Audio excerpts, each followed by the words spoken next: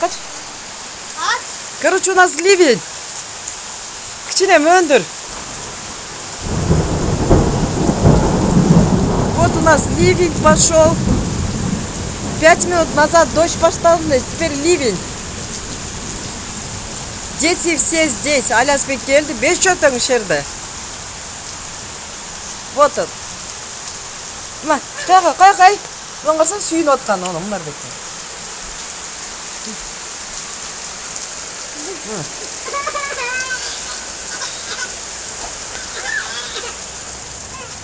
Ana Alasbek.